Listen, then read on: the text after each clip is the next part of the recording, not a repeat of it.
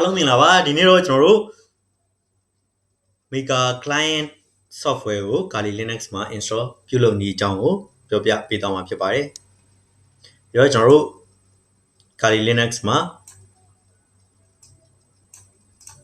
Mega Client Software ကို install ပြုလုပ်နည်းပါ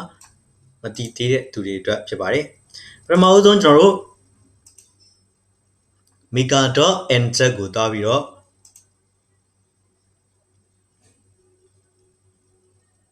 desktop application ဆိုတဲ့နေရာကိုရွေးချယ်လိုက်ပါဒါဆိုရင်သူကဒီလိုပုံစံလေးပေါ်လာမယ်ပြီးတော့ကျွန်တော်တို့က Linux ဖြစ်တဲ့အတွက် Linux system ကိုရွေးချယ်ပေးဖို့လိုပါတယ်ဒါပေမဲ့ကျွန်တော်တို့ဒီ desktop ကိုရွေးလိုက်တာနဲ့သူက Linux system ဆိုပြီးတော့တန်းပြီးတော့ပေါ်ပြီးသားပါဘာဖြစ်လို့လဲဆိုတော့ကျွန်တော်က Linux operating system မှာ download ဆွဲတာဖြစ်တဲ့အတွက်ပါဒါပေမဲ့ဒီနေရာမှာ distro တွေကိုတော့ auto detect ပေးမသိပါဘူးဒီအတွက်ကျွန်တော်တို့ကဒီနေရာမှာ distro တွေရွေးပေးရမှာပါပြီးတော့ကျွန်တော်တို့နဲ့သက်ဆိုင်တဲ့ Linux distro မျိုးစားကိုရွေးပေးရမှာဖြစ်ပါတယ် Arch Linux ရှိမယ်နောက်ကျွန်တော်တို့ဒီ CentOS ရှိမယ် Fedora ရှိမယ် Debian ရှိမယ်စသည်ဖြင့်ပေါ့နော်နောက် Open ဒီ Red Hat ရှိမယ် Ubuntu Linux ရှိမယ်စသည်ဖြင့်ပေါ့နော် OpenSUSE ရှိမယ်ပြီးတော့ကျွန်တော်တို့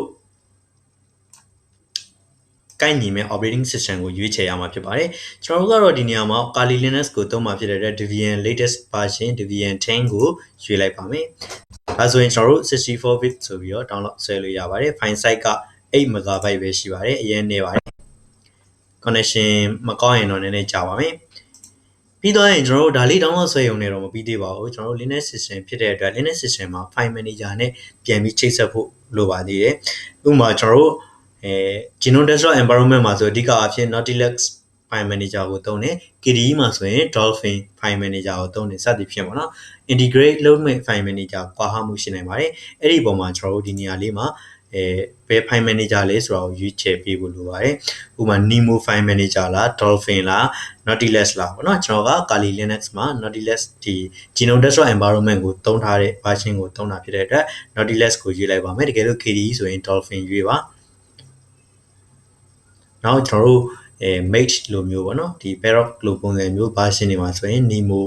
ဟိုလို file integrate ကိုရွေးပေးရမှာဖြစ်ပါတယ်ကျွန်တော်ကဒီနေရာမှာ Nautilus ကိုရွေးချယ်လိုက်ပါတယ်ပြီးတော့ download ဆွဲလိုက်မယ်ဒါလေးကတော့ file size အရင်သေးပါတယ်ဟုတ်ပြီခုဆိုရင်တော့ကျွန်တော်တို့ software နှစ်ခုစလုံးကို download ဆွဲလို့ပြီးသွားပါပြီဒီမှာကြည့်မယ်ဆိုရင်ကျွန်တော်တို့ download ခိုးတာထဲမှာsoftware နှစ်ခုကျွန်တော်တို့ download ဆွဲထားတဲ့ software နှစ်ခုရှိနေပါတယ်တစ်ခုကတော့ကျွန်တော်တို့ Mega ပေါ့နော် client version ဖြစ်ပြီးတော့နောက်တစ်ခုကတော့ကျွန်တော်တို့ file manager နဲ့ပြန်ပြီးတော့ချိတ်ဆက်ပေးမယ် version ဖြစ်ပါတယ်ဟုတ်ပြီအဲ့နှစ်ခုကိုကျွန်တော်တို့နော်အဲ့တော့ open in terminal မဖွင့်ချင်ရင်လည်းပဲ sorry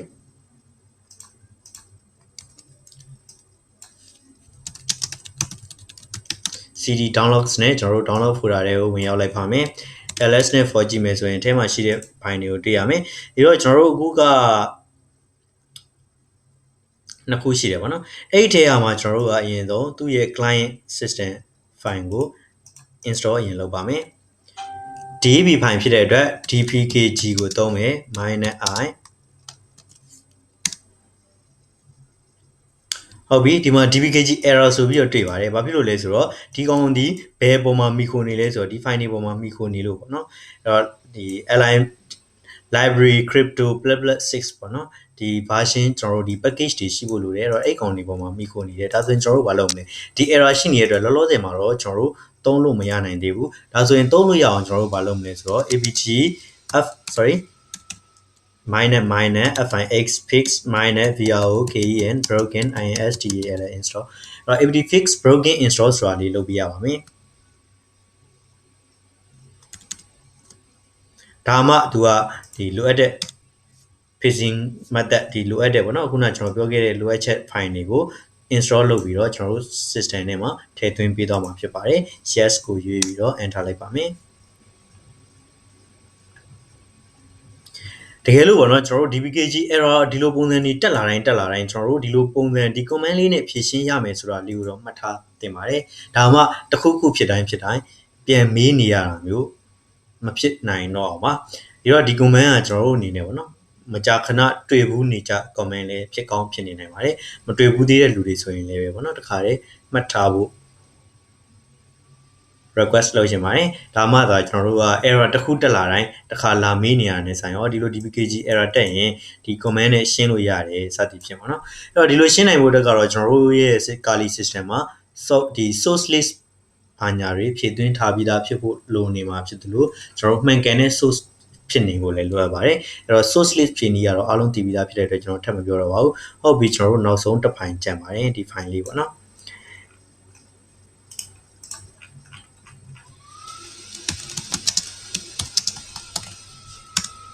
install လုပ်မယ်ဒီမှာတော့ကျွန်တော်တို့ဘာ dpkg error မှမတက်တော့ဘူးသူက nautilus နဲ့ LAN ပြီးချိန်နိုင်ဖို့အတွက်ပေါ့နော်ဒီ file manager software နဲ့ LAN ပြီးချိန်နိုင်ဖို့အတွက်အသုံးပြုတာဖြစ်ပါတယ်ဟုတ်ပြီခုဆိုရင်တော့ကျွန်တော်တို့ရဲ့ system ထဲမှာကြည့်အောင် Mika